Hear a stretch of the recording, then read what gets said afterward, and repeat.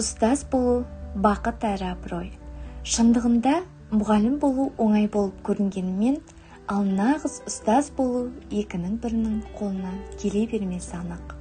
Ұстазды алтын діңгекке теңередім деп, ұлы педагог Ыбырай Алтынсарин айтқандай, ұстаз жолы қиыншылығы мен рахаты бір басқа жетерлік мамандық атаулының ұлысы. Білім беру кеңістігінде тәжірибелі де білімді, өз мамандығының хас шебері кәсіби ұстаздар жетерлік. Солардың бірі Алматы облысы Іле ауданы номері 38 мектеп гимназиясының қазақ тілі мен әдебиеті пәнінің мұғалімі болып қызмет атқарған ардагер ұстаз Досманова Ғалия Ашимовна. Еңбек жолын 1995 жылдан бастады. Ұзақ жылдар бойы ұстаздықтың ұлы жолында өзінің айшықты еңбегімен дараланған Ғалия Ашимовнаны ерекше ілтипатпен айтуға болады. Ол ұлағатты ұстаз. Себебі ғибратты ғұмырының қымбат жақтарын болашақ буындарды оқыту мен тәрбиелеу ісіне арнап келді. Ұядан не көрсең, ұшқанда соны ілерсің демекші, Ғалия апай мұғалімдер отбасында дүниеге келген.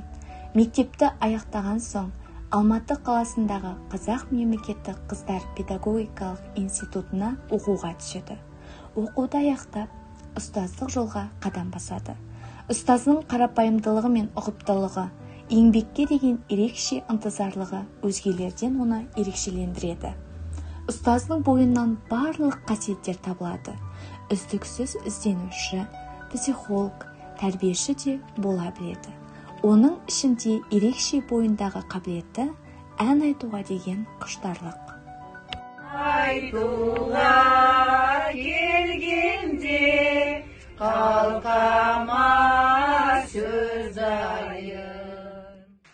Шын ұстаз болуды балалық шағынан армандайды. Қиындығы мен қызығы мол осы мамандықты бала күнімнен армандадым.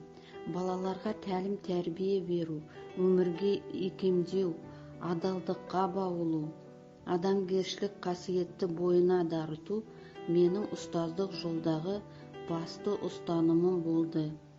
Жас мамандарға айтар ақыл кеңесім: сіздер жастардың болашағын айқындайсыздар, тәлім тәрбие бересіздер. Ұстаз жолы ұлы жол, демекші ұстаздық жолдарыңыз тек өсу мен өрлеуге бастасын.